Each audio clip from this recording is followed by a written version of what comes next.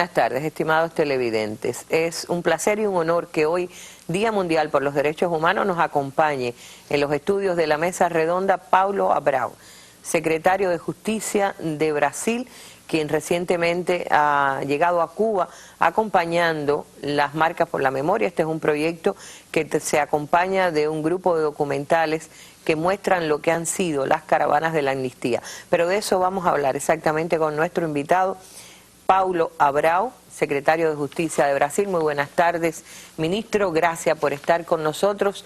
Y quizás la primera pregunta tiene que ver exactamente con algo que resulta un poco, digamos, no paradójico, pero no suele hablarse, realmente no suele hablarse de Brasil y de la dictadura brasileña como algo tan terrible como puede ser en la Argentina, en Paraguay o en Chile.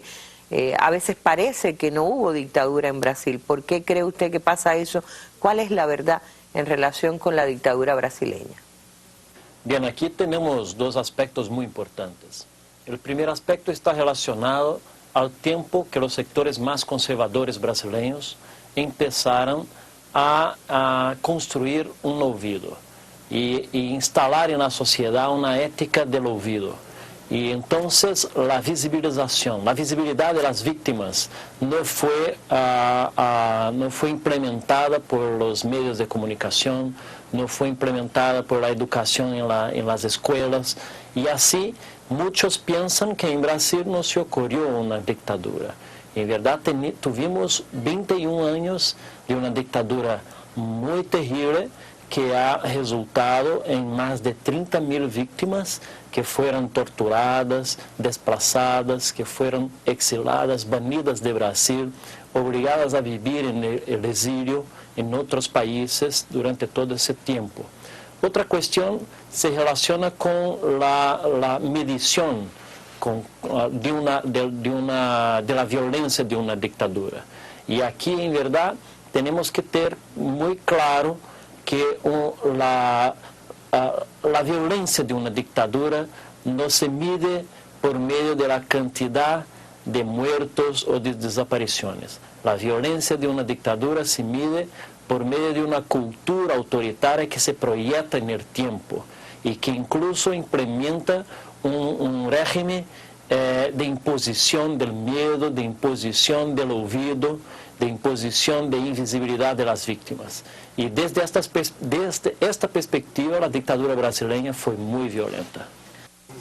Usted ha venido a La Habana acompañando a este grupo importante de intelectuales y artistas que mostraron el proyecto Marcas por la Memoria, con un documental que vamos a presentar justamente un fragmento en la tarde de hoy, Eu me lembro, de Luis Fernando Lobo, que habla de la caravana de la amnistía, y también usted preside la Comisión de la Amnistía, una comisión que recorre el país buscando los abusos y tratando también de recomponer las vidas de las víctimas de la dictadura.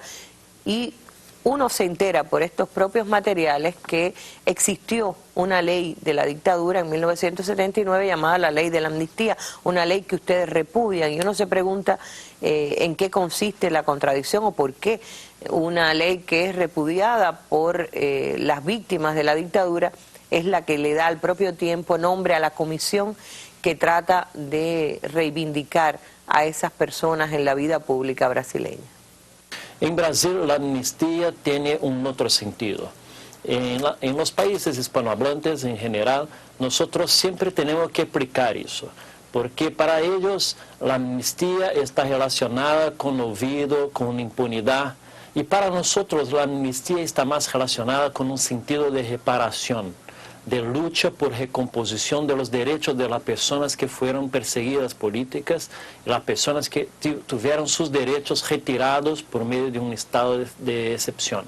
Y por eso la amnistía en Brasil tiene una característica muy propia, pues que ella es resultado de una lucha social.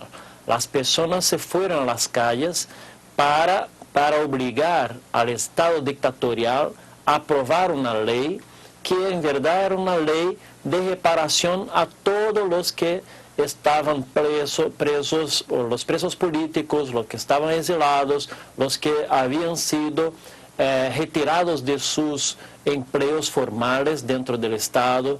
Y por tanto la idea de amnistía en Brasil está más relacionada a esta recomposición de derechos, a esta recomposición de las libertades que habían sido retiradas y por tanto está más relacionada a esta idea de reparación.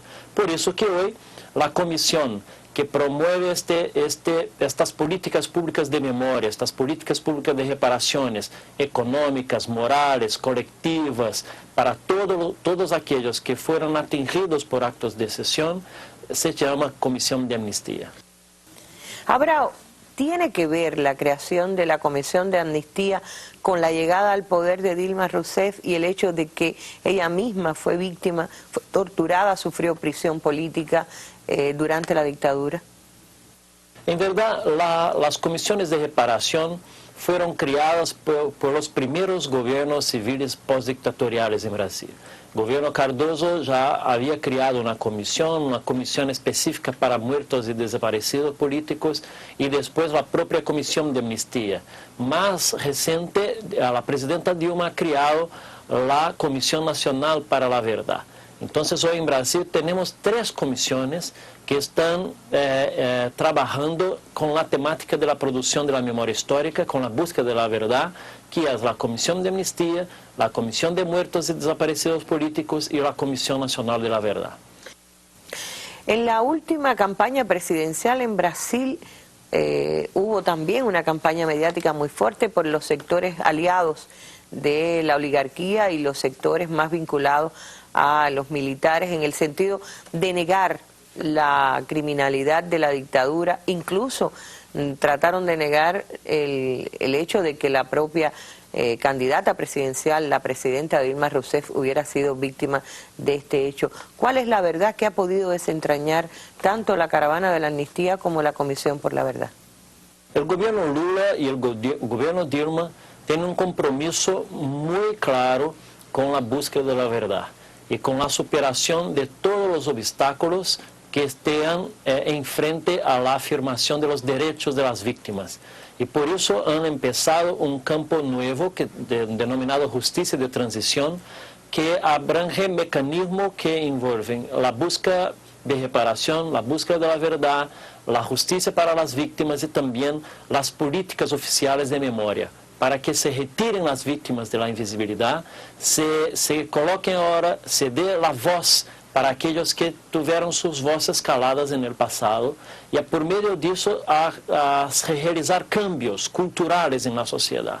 Antes teníamos una ética social calcada en la idea del olvido, o sea que no deberíamos enfrentar nuestros problemas culturales, sociales y la violencia conservadora de nuestras élites a lo largo de la historia de frente. Y ahora sabemos que para que nosotros podamos establecer procesos políticos, de formación política del pueblo, es necesario que el pueblo conozca la historia de la represión, conozca la historia de la explotación del pueblo en el pasado. A partir del conocimiento de esta historia, el pueblo tiene más fortalezas para seguir adelante con los cambios sociales que actualmente estamos implementando y que está efectivamente en el camino que Latinoamérica está produciendo para un nuevo mundo al lado de tantos otros países hermanos. ¿Cuál es la razón para que una persona tan joven como usted, que no tiene edad para haber sido una víctima de la criminalidad de la dictadura, pero que además se dice que la joven generación como que no está tan imbuida del sufrimiento de las generaciones anteriores en Brasil, como que está adormecida?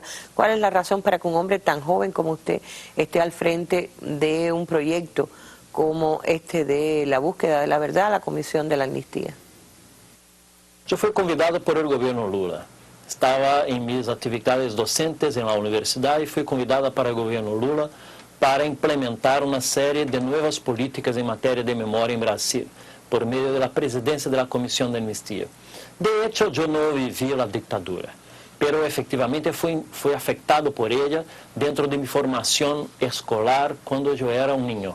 Y por tanto, pero no, evidentemente no tenía edad suficiente para ingresar en la resistencia brasileña, de la izquierda brasileña contra la derecha durante la dictadura militar. Pero en verdad nosotros tenemos mucha clareza de que los daños son transgeneracionales. Así y por tanto es necesario que las nuevas generaciones puedan participar activamente dentro de estos procesos de formulación de la memoria para que ellos puedan se apropiar de esta historia, establecer fortalezas para seguir adelante en la construcción del nunca más. Estamos aquí afirmando que la democracia hoy es un valor para los brasileños, que no basta solo las conquistas formales de la democracia, pero también es necesarios cambios sociales que permitan procesos efectivos de igualdad social entre nosotros, y por eso una generación anterior ha luchado mucho contra la derecha brasileña, que alineada al proyecto de la Guerra Fría, en la época de la Guerra Fría, ha establecido estas dictaduras latinoamericanas. Y ahora es necesario que nosotros tenemos conciencia de que esta generación anterior ha luchado para conquistar los derechos, y ahora nosotros tenemos la obligación de seguir adelante. Nosotros tenemos la obligación de hacer nuevas transformaciones dentro de nuestros países y seguir adelante a partir de los valores, de los idearios de aquellos que conquistaron la democracia para Brasil. Entonces es con este propósito que yo asumo esta responsabilidad conjuntamente con mi generación. ¿Qué es exactamente este proyecto Marcas por la Memoria que ustedes trajeron a La Habana? En un determinado momento nosotros nos vemos en una situación muy difícil, que era cómo haríamos para superar el miedo de discutir el pasado, y cómo haríamos para que este tema no fuese más considerado un tabú que no podría ser enfrentado. Entonces pasamos a construir una serie de nuevas estrategias. Estas estrategias pasaban, por tanto, por las políticas de memoria, por las políticas de reparación, por la construcción de la Comisión Nacional de la Verdad, pero esencialmente por medio de procesos educativos, pedagógicos en las escuelas, con los estudiantes, y por eso creamos la Caravana de la Amnistía, o sea, la Comisión de Reparación y de Producción de la Memoria empezó a caminar por el país, por el Brasil, en las escuelas, los sindicatos, las plazas públicas, las universidades, los parlamentos, para realizar sesiones públicas de testemunho, donde la persona que fue afectada por la dictadura en el pasado empezó a hablar públicamente su historia. Y así pasamos, por tanto, a preservar esta memoria y a partir de la fuerza del testemunho, generar procesos nuevos en la sociedad civil, por medio de nuevos movimientos sociales que hoy están luchando en torno de estas pautas de la justicia de transición, de la verdad, de la justicia, de la memoria, de la reparación. Entonces esta dinámica para nosotros hoy nos lleva a un nuevo patamar que nos permite pensar cuál será los nuevos desafíos adelante para el futuro, ¿no? Pero eso se construye desde abajo, se construye socialmente, por medio de la participación del pueblo. Y entonces estas políticas de memoria fueron creadas con este propósito. Lo tenemos muy claro, que la memoria es la mejor arma humana contra la barbarie. Y entonces los hombres y mujeres tienen que se apropiar de eso y saber que no es posible seguir adelante sin conocer los errores del pasado, sin aprender con estos errores para que ellos no se repitan más. El ejemplo de Argentina, con los juicios contra los dictadores, el ejemplo de Chile, con la construcción de los memoriales, el ejemplo de Uruguay, que está, por tanto, también construyendo proyectos de memoria y llevando a los tribunales a aquellos que fueron torturadores y dictadores, el ejemplo que hoy ocurre en Brasil con la Comisión Nacional de la Verdad y otros países, en Paraguay también con la apertura de los archivos del terror de la dictadura Stroessner. Nosotros estamos construyendo una perspectiva latinoamericana de esta historia. Tenemos muy claro que a partir de esta visión, así construiremos una nueva ética social, un proceso político nuevo, calcado nesta idea de que la memoria es una base importante de la afirmación de nuestra propia identidad. En el pasado, las personas decían, el brasileño es un hombre cordial, un hombre que no enfrenta sus problemas directamente y siempre una persona que procura evitar hablar de sus errores. O sea, esta es una característica nacional brasileña del pasado. Actualmente, el gobierno Lula y el gobierno Dilma han construido una nueva sociedad, una nueva condición nacional calcada en la transparencia, en el enfrentamiento a la cultura del sigilo, calcada en la verdad y en la memoria. Esta, portanto, se constituye una otra perspectiva política. Estamos hablando abiertamente de los errores del pasado, sin miedo, para que con eso las generaciones más nuevas puedan saber y trabajar políticamente en el futuro para no permitir que se repitan los mismos errores, las mismas violaciones contra los derechos humanos. Cuando usted habla de reivindicar y acabar con el sufrimiento, desterrar el olvido, rescatar la memoria, habla en plural y habla de Latinoamérica en su conjunto. ¿Será que tiene que ver con las nuevas responsabilidades que usted asumirá en Mercosur en representación de Brasil? Sí, recientemente fui elegido para asumir la dirección del Instituto de Políticas Públicas de Derechos Humanos del Mercosur y Estados Asociados. Y es un espacio bastante privilegiado, porque ahí estamos construyendo convergencias de perspectivas entre nuestros países, nuestros pueblos, para afirmar esta perspectiva distinta. O sea, para nosotros tan importante cuanto los derechos de libertad están los derechos sociales, los derechos culturales, los derechos políticos, los derechos que las personas están poco a poco construyendo como sobre nuevas bases sociales y políticas en nuestra región. O sea, a partir del instituto queremos establecer contactos entre los movimientos sociales de nuestra región, entre los gobiernos de nuestra región, para saber efectivamente cuál es la contribución de nuestro continente en el proceso civilizatorio mundial. Tenemos una identidad nacional. O sea, incluso aquello hecho que más nos une actualmente es el hecho de que en el pasado todos nuestros países fueron creadas dictaduras por imposición de una visión unilateral de un único país en el mundo, en su disputa de hegemonía política, en la bipolaridad de la Guerra Fría, y esto ha resultado en muchas violaciones de nuestros derechos humanos. Nosotros tenemos que nos apropiar de esta historia de violaciones para constituir un nuevo posicionamiento geopolítico de nuestra región, para decir nunca más para este tipo de explotación, pero también para decir que nosotros tenemos nuestras perspectivas propias de afirmación de los derechos de las personas, de la organización política, de la organización del Estado, de la organización de la sociedad civil.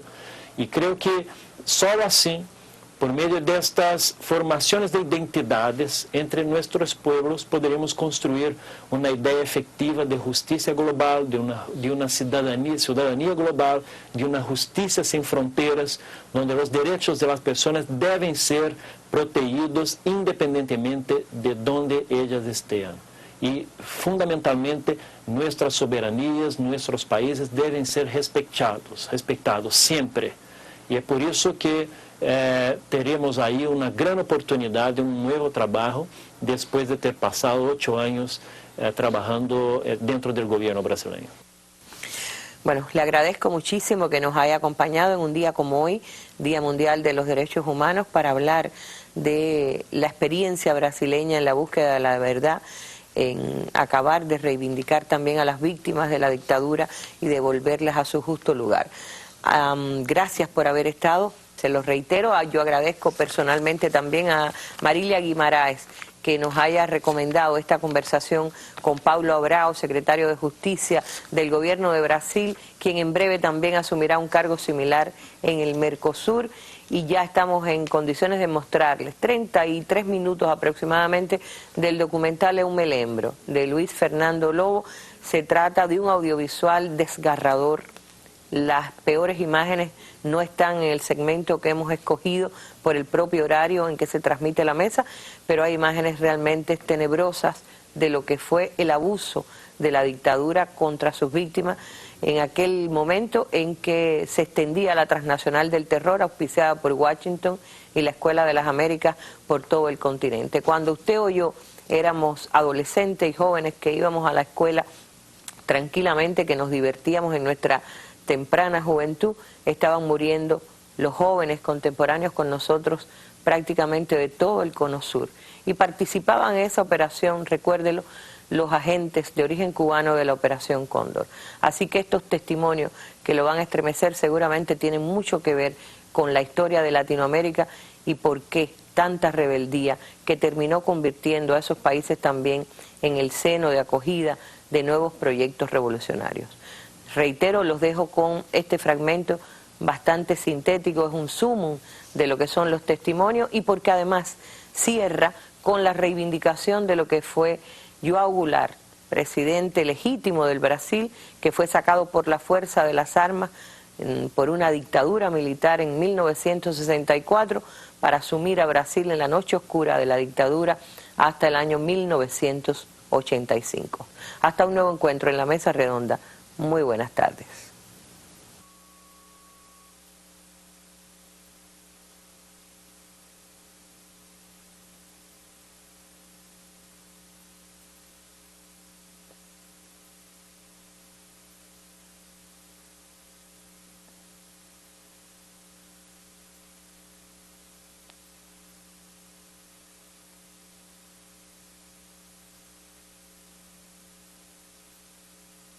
Eu me lembro do que eu não vivi, porque me contaram.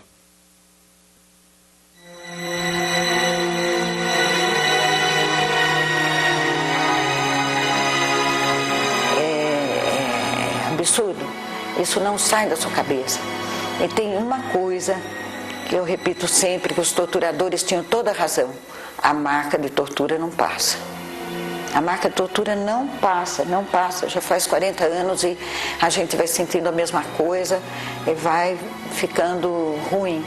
Minha mãe e minhas irmãs foram presas na noite em que nós fomos presos e ficaram presas embaixo da sala de tortura, ouvindo as torturas que nós passávamos. Minha mãe ouviu todo o processo de morte do meu pai. Ouviu os caras comemorando, né? Desceram com o corpo, um grita para o outro. De quem é esse presunto? E o outro diz, esse era o Rock, que era o nome de guerra do meu pai. Quando eu fui preso porque 3 pessoas, teve um cara que entregou um ponto. Mas aí já tinha gente que sabia que um cara tinha sido preso e que estava entregando. E que um dos pontos que ele entregou foi o meu. Aí dependeria de mim. Ou eu morria heroicamente, como morreu o Stuart, que sabia onde estava escondido o Carlos Lamarca e não entregou, e mataram o nosso querido companheiro, ou você entrega, porque não há quem possa ser questionado diante da tortura. Você chega a determinado nível. Você não pode exigir que as pessoas todas sejam heróis e mártires. Eu nunca exigi isso de ninguém. Eu sou teimosa, eu gosto de viver. Então, é difícil ceder a esse tipo de violência e a outros tipos de violência. Eram choques elétricos, era pau de arara, né? O choque elétrico, eles davam choque elétrico dentro do ouvido, nos órgãos genitais, estava gente nua, e nos seios, entendeu? Então eram os métodos mais atrozes, né, que eles tinham e que a gente passou por tudo isso.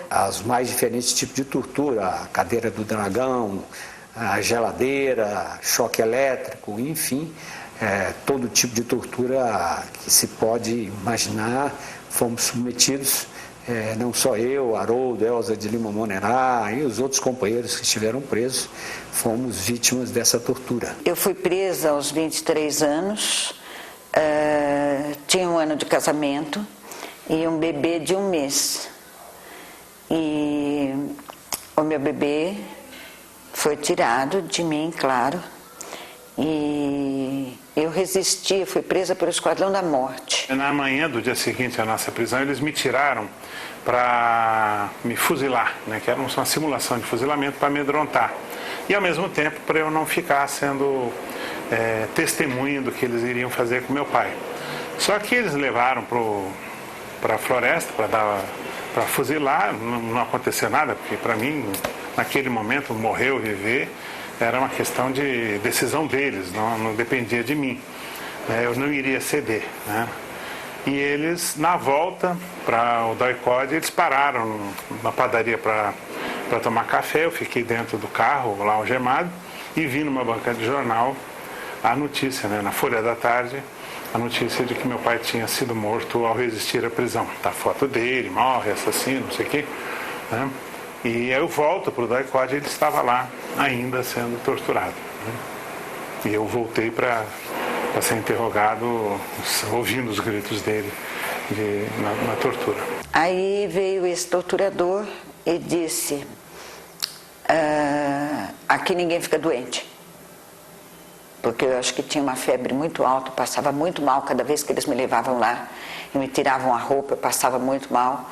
Eles faziam barbaridades e aí falou, aqui ninguém fica doente. Se não melhorar até a noite, vai para o barranco. Era assim. E eu acreditei, né? Depois não vieram. Mas eu acreditei, sim. Eu fiquei imaginando como seria. Não é? Era sempre isso, sempre isso. Nós não éramos nada para eles. Absolutamente nada. E eles também nem queriam saber nada. Eles queriam bater, eles queriam, como é que se diz, abusar de todas as maneiras. Não é? Essa era a qualidade dos torturadores do DOPS, quer dizer, fascínoras. Quando você pensava que tinha terminado, pronto, chega, eu vou morrer, senão eu não aguento. Não, eu nem morria, nem... Mas era desmaio, né? Eu desmaiava, eles me reanimavam e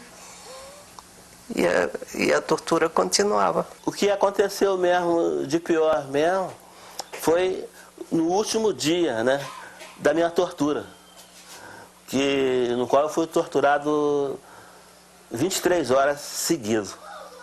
E nessa tortura de 23 horas seguidas, entendeu?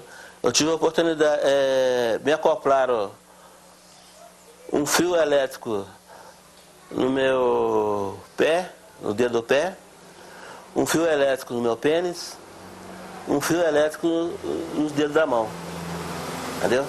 E ia me dando N choque, telefone no ouvido, chute na perna, no qual tem até a perna defeituosa, entendeu? A minha perna, essa aqui ficou mais arqueada do que a outra, a perna direita, né? Ficou mais arqueada do que a outra, resultado da tortura. Aí eu fiquei 9 dias nesse quartinho, sem banho, sem nada, estava sendo bicho. O pessoal, quando ia levar comida para mim, lá, os soldados, eles entravam lá dentro, botavam a mão no nariz, porque eu estava fedendo, só que eu não percebia.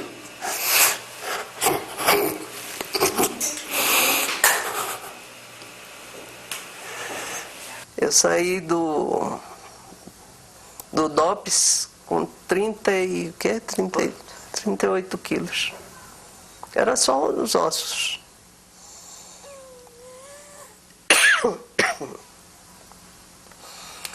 Eu dizia, eu não vou morrer, eu não vou morrer. Eu nasci para viver feliz. E é assim que eu vou viver. Não inventem que não tem. E aí apanhava mais e... Aí fiquei presa no DOPS por uns 40, 50 dias. O meu maior problema foi no primeiro mês, foi um período muito grande sem poder tomar banho. Eu tinha leite e também tive, claro, aos 40 dias do parto, como todas as mulheres, um sangramento muito, muito forte, dores. E você imagina isso sem higiene, sem absorvente. E também doía muito o seio e eu apertava para o leite sair, mas também sem higiene, acabava cheirando azedo. Então foi essa a minha situação. Acho que eu virei um fiapo de pano de chão. Por conta disso, eu tive uma infecção puerperal. Segundo o meu médico me disse depois, eu tive uma infecção puerperal e nunca mais pude ter filhos. É uma violência muito grande contra a mulher, quando ela quer um filho, quando você sentir que está se esvaindo, uma vida está indo. Não fui presa como as pessoas foram, a minha tortura foi uma tortura muito mais mental. Eles me atormentaram durante 10, 12 anos. Então, nesse processo, eu tive 2 abortos. Os médicos que eu procurei na época disseram que eu não tinha organicamente, não outro, porque questão de hormônio ou qualquer coisa, não tinha nenhuma razão. Deveria ser tensão, nervosa. Acho que só mulheres que passaram por essa experiência conseguem aquilatar bem isso que eu estou dizendo. Eu gostaria de declarar que nesse dia 18 de março de 2011, a Comissão de Anistia reunida em São Paulo declara Denise Maria de Moraes Santana Fon anistiada política brasileira por unanimidade. E nesse momento, Denise, eu que tenho toda a honra em cumprir como meu dever de servidor público, de em nome do Estado e do povo, me dirigir a você olhando nos teus olhos e pedir desculpas pelos erros que o Estado cometeu contra você. E dizer que você para nós é uma referência de luta, de resistência, de vida, nos dá acolhimento ao permitir que a gente procure e encontre sentidos para as nossas vidas. Muito obrigado pela sua luta, muito obrigado pela liberdade que nós temos hoje, muito obrigado pelo exemplo que você nos dá no dia de hoje e pela sua presença. Muito obrigado. Mas a vida foi passando, e até que um belo dia o Estado brasileiro, através da Comissão de Anistia, pediu perdão pelas perseguições infligidas a mim, pela minha vida interrompida, que eu nunca quis sair da Paraíba, que eu adoro, quase toda a minha família ainda permanece lá. O meu emprego que perdi de professora, não era um emprego fixo, era estável, era nomeada, era... Então, e você, e o abraço, o carinho das pessoas, assim, então eu, sei lá, a vida, inclusive, voltou a dar um certo sorriso, a ser mais rosa para mim depois disso. Eu vivi um dia magnífico, um dia cinzento como hoje. Esteve aqui na universidade a Comissão Nacional de Anistia. Nesse dia fui anistiado. Era um dia frio, do inverno gaúcho, né? E minha alma e meu corpo estavam num calor de verão. Num calor de verão, porque naquele dia, naquele momento, uma solicitação que eu havia feito ao Ministério da Justiça estava sendo julgado e eu estava recebendo um pedido de desculpa formal do Estado brasileiro. Como já havia estado preso em São Paulo, sofrendo inclusive agressões físicas e psicológicas, entendo que naquele momento era mais do que justificável o seu temor e a opção que fez pela clandestinidade, pelo menos até que tivesse mais condições para avaliar o que fazer. Eu havia sido preso um pouco antes de completar 21 anos, em outubro de 1969, indo a um congresso de estudantes secundaristas. Nesse dia, uma viagem de ônibus, na época demorava muito tempo, a São Paulo. O congresso havia caído e quando chegamos no famoso ponto, onde se encontravam quem ia para o congresso e os organizadores do congresso, com todas as senhas, sinais, estava a polícia política do estado de São Paulo, a equipe do DOPS, né? Nós fomos presos, um colega que estava comigo, Kleber Maia, mineiro, fomos presos e levados ao DOPS. O processo de tortura começou já na caminhonete, uma Rural Willys, né? Minha boca foi aberta por um revólver, E a primeira ameaça de morte ocorreu ainda na caminhonete, e com todas as ofensas próprias daquela situação. Eu fiquei preso um mês no DOPS de São Paulo e depois um mês no DOPS do Rio Grande do Sul. E é legal quando você fala da tortura e não descreve, porque não é bom descrever. Porque ela fica no corpo e ela fica na alma, né? E é bom também que aconteça, porque aquele tempo de construir o país do não me lembro, a caravana pode fazer o país do eu me lembro.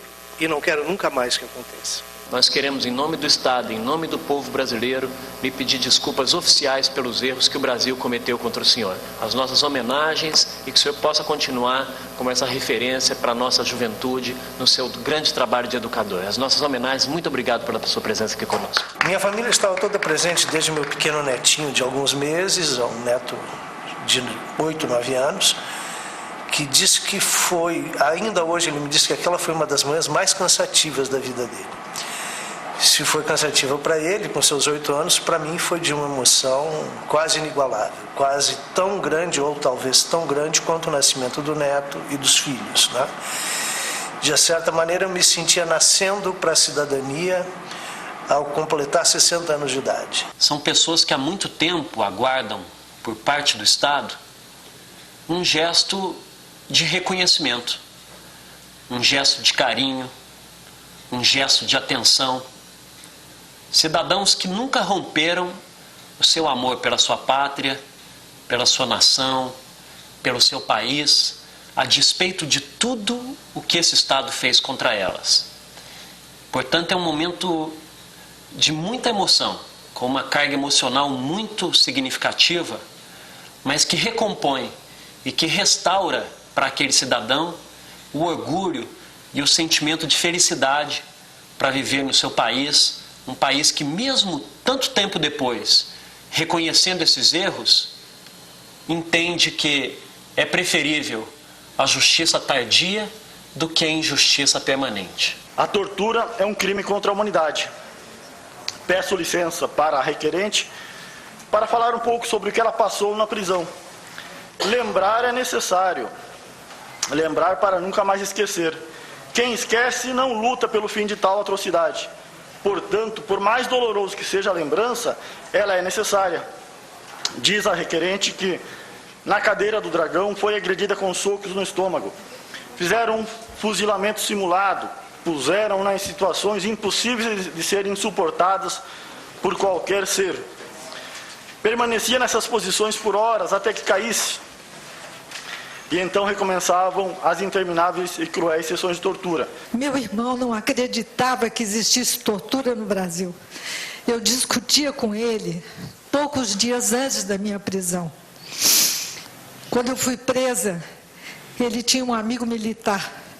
Ele ficou desesperado com o meu desaparecimento e meu marido teve que entregar minha filha para ele, porque não tinha como ficar com ela e continuar sendo perseguido. E meu irmão pediu a esse amigo que ajudasse a me encontrar. Só que esse amigo era do serviço secreto. E ele levou diretamente na Operação Bandeirantes. Meu irmão não pôde entrar no início, ficou fora, mas escutando dos guardas. Essa moça que chegou, não fala, eles vão matar. Ele arranjou um jeito de dizer que o amigo dele estava lá dentro e foi. E escutou o que estavam fazendo comigo. E escutou principalmente que eu negava que eu era eu. Eu tive que negar durante 2 dias que eu era eu, Eliana Tadei Bellini, que era o nome que constava. Porque eu não podia deixar que chegassem na minha filha, que chegassem no meu marido. Então, 2 dias eu aguentei e meu irmão não entendia por que eu não dizia que eu era quem eu era. E só que a presença dele confirmou quem eu era. E ele queria vir aqui para dizer o que aconteceu, eu não permiti, eu não queria, eu quero poupar a minha família. Eu não queria que eles escutassem essas coisas todas. Talvez eu seja um pouco covarde, apesar de dizerem que eu tenho tanta coragem, porque eu não permiti que minha família viesse aqui. Não permiti. Meu marido tinha feito reserva de passagem, eu pedi que, por favor, ele não viesse. Minha filha queria vir. Eu disse não, porque eu não vou aguentar. E meu irmão, até ontem à noite, ele ligou de novo aqui, eu já estava, dizendo eu vou. E eu pedi que não. Por esse ato, em nome do Estado e do povo, nós queremos lhe pedir desculpas pelos erros que o Brasil cometeu contra a senhora. As nossas justas homenagens, que seu exemplo de vida possa servir de referência para milhares de mulheres e jovens desse país. Nosso muito obrigado, as nossas homenagens. Espaço de escuta pública das vítimas. A força do testemunho. Caravanas da anistia. Recolher a memória do invisível, para que não se perca no pó das lembranças individuais, para que nos liberte da loucura, para que as mães, as esposas, os órfãos possam dizer e registrar diante de todos: tudo isso aconteceu. Não é febre, não é delírio. Meu filho, meu marido, meu pai, minha mãe, meu companheiro existiram. Meu pai foi um nacionalista. Quando eu abri os documentos do Arquivo Nacional, eu fiquei uma semana travada na cama, porque o arquivo dizia assim: usou da palavra para defender o minério brasileiro, usou da palavra para defender a criação da Petrobras, usou da palavra para estabelecer, para criar o voto feminino. Então eu digo, não acredito que nós passamos, que nós fomos despejados, que nós passamos necessidades de ordem básica, porque meu pai defendeu a criação da Petrobras, a criação da Força Expedicionária Brasileira, defendeu os minérios. Eu não acredito nisso, é muito. Então eu me sinto assim, em nome do meu pai, Jorge Cabral, em nome de todos, não só dele, eu fico muito agradecida. Na época, nós éramos os inimigos internos, nós os opositores, guerrilheiros, intelectuais, professores, estudantes, religiosos, nós éramos os inimigos internos. A sociedade toda era colocada sob suspeição. E esse Brasil é hoje assim, graças a todos vocês que estão aqui e aos que morreram. Eram gente de carne, osso e sonhos. Foram torturados, mortos ou seguiram para o exílio. Hoje, o Brasil vem beber nos rios subterrâneos da dor a palavra que nos liberta do medo e dos fantasmas que nos anulam como cidadãos, para oferecê-la sob o sol da praça aos que vieram depois e aos que vão nascer, para que nenhum crime seja sepultado pelo corrosivo silêncio dos herdeiros dos anos de chumbo. Ao parabenizar a comissão por sentir nela uma vontade de persistir nessa busca da justiça e principalmente pela atitude digna dessa comissão de respeitar o direito humano, respeitar as pessoas, respeitar a biografia delas, a história delas, eu devo dizer o seguinte, que esse reparo, para mim, chega tarde demais. Eu há um ano estou viúvo. E quem sofreu foi ela. O anistiado, ele próprio, ele hesita diante das verdades dele. Eu fui chamado outro dia no colégio do meu filho para fazer uma palestra para todo o segundo ano do ensino médio. Descobriram que eu tinha uma passagem política, qual era o meu, enfim, o meu universo de vida, mas é difícil de você pensar o que dizer para essa garotada, para essa meninada. Com as caravanas, nós permitimos o encontro das gerações passadas com as gerações presentes, de modo em que as novas gerações se inspirem no exemplo de luta e resistência e tomem para si a responsabilidade do aprofundamento de tantas conquistas democráticas que uma geração anterior tanto lutou. Olha, eu nunca escondi nada dos meus filhos, né? Então, só que eu não acho justo chegar e bater na testa da pessoa. Ah, fui preso, teu avô foi morto. Deixei acontecer naturalmente. Um dia a minha filha mais velha viu uma foto com a tabuleta, eu preso, né? Tabuleta com número. Ela falou: mãe, o que é isso aqui? Papai teve preso, é isso? Né? E a minha mulher falou assim: pergunta para ele. Eu acho que é legal vocês conversarem, né? E ela deixou quieta, né? Até que um dia ela comentou que tinha visto essa fotografia e falou assim: o que é essa história? Né? Eu falei: você quer saber? Eu conto. Né? Aí contei que eu tinha visto preso, expliquei o motivo da prisão, que não era um ladrão, assassino, qualquer coisa do gênero. E ela ficou muito impressionada, mas ficou com ela. Depois, os irmãos que eram menores que ela começaram a falar alguma coisa sobre prisão e tal. Eu falei assim: mas vocês estão falando, mas o papai teve preso, né? Teve preso? Por quê? Aí ela contou, né? E eles vieram na hora perguntar para mim. E aí a gente começou a conversar. Então foi assim, uma coisa natural deles saberem. Aí muito tempo depois, foram no Memorial da Resistência, viram lá. A maior, né, ficou tão chocada com as condições de prisão que não aguentou, saiu chorando e tal. Os outros 2 menores aguentaram firmes e disseram: não, nós vamos ficar aqui. Aí ficaram. Só que quando viram um painel que tinha fotos de pessoas que estavam mortas, né, que eram fotos do IML, aí viram a foto do avô e falaram assim: pai, até aqui deu, agora ver a foto do vovô morto não dá, nós vamos embora. Aí pediram para ir embora e tal. Lógico, compreensível, que é uma coisa muito terrível. Eu acho que um dos maiores crimes que a ditadura cometeu não é só a questão da tortura, dos assassinatos, dos desaparecimentos. Isso aí assim, é a coisa mais exacerbada que eles cometeram.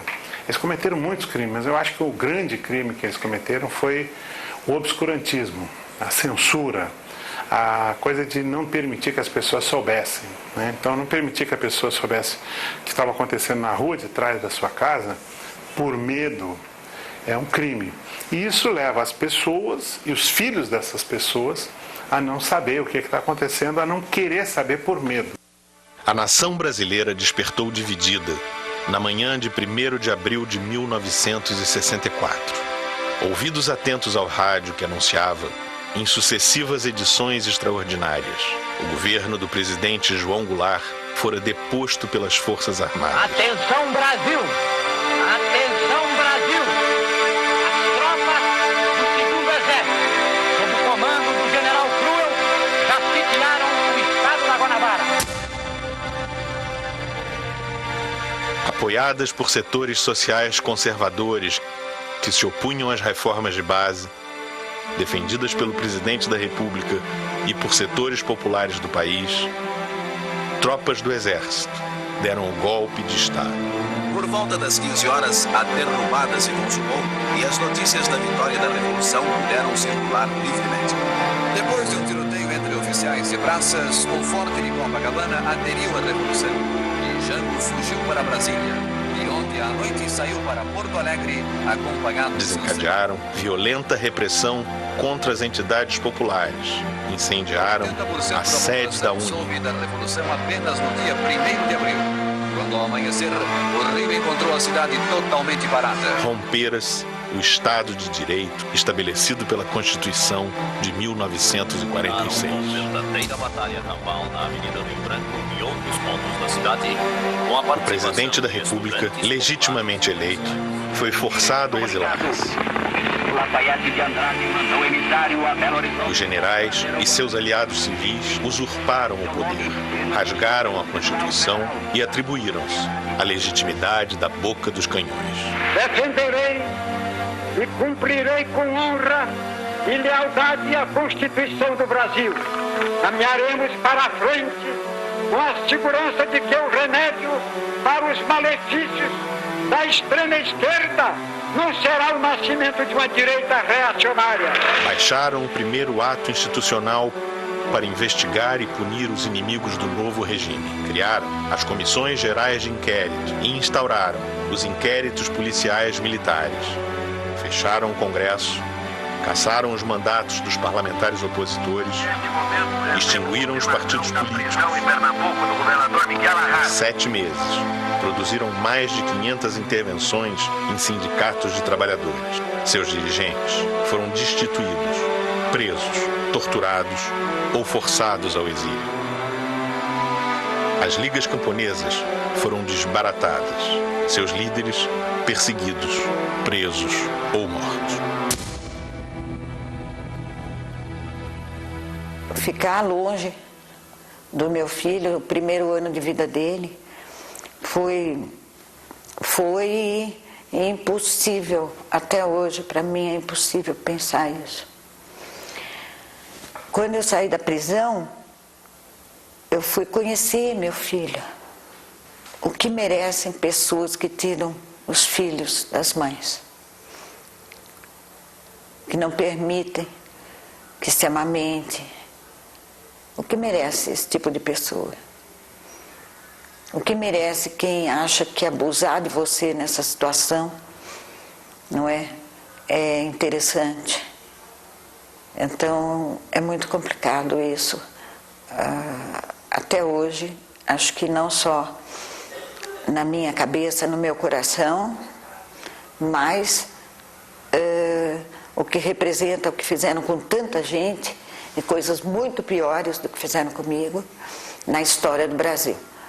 Então, isso não pode acontecer mais. Quando saí do estrangeiro para chegar ao Brasil, a fim de cumprir com os deveres que me são impostos pela Constituição, trouxe no pensamento esse único propósito, de tranquilizar as famílias brasileiras e de fazer com que o país voltasse à sua tranquilidade, voltasse à lei, ao respeito, porque entendo que é somente dentro de um clima de tranquilidade, de paz e de respeito às leis que o Brasil pode atingir os seus objetivos. É uma honra muito grande para a Comissão de Anistia realizar essa sessão de julgamento histórica com o requerimento de anistia de 2 cidadãos brasileiros, João Belchor Marques Goulart e Maria Tereza Fontela Goulart.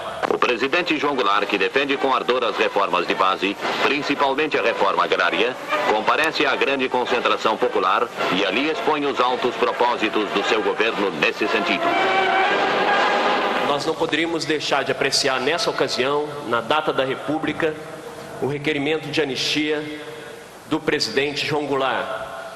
Em primeiro lugar, porque o presidente João Goulart era um bacharel em Direito. E ele, hoje, por esse ato, se a comissão de anistia, essa turma assim o entender, deverá ser declarado anistiado político, em meio aos seus pares, em meio aos seus colegas de profissão, advogados e advogadas do Brasil. Trabalhadores brasileiros prestam homenagem ao presidente da República, hipotecando solidariedade ao seu programa de governo. O presidente João Goulart agradece a homenagem, exortando os trabalhadores para que se mantenham unidos para lutar e superar as dificuldades que afligem a nação. O evento de hoje homenageia um grande líder da nação, o ex-presidente João Belchior Marques Goulart. Nunca será demais destacar o papel heróico de Jango para o povo brasileiro, uma vez que ele representa como poucos o ideal de um Brasil mais justo, mais igualitário e mais democrático. Infatigável defensor da pátria e das reformas de base, Jango viu o ocaso do Estado de Direito no Brasil, que o obrigou ao exílio, do qual retornou sem vida para ser sepultado em sua amada terra natal. O ato de hoje não apenas homenageia sua memória, mas também marca o pedido oficial de desculpas do Estado brasileiro pela sua comissão de anistia, que em nome do povo reconhece os erros do passado e pede desculpas a um homem que defendeu a nação e o seu povo, do qual jamais poderíamos ter prescindido. Esse reconhecimento a João Goulart, o único presidente morto no exílio, é sem dúvida o começo de uma restauração pública.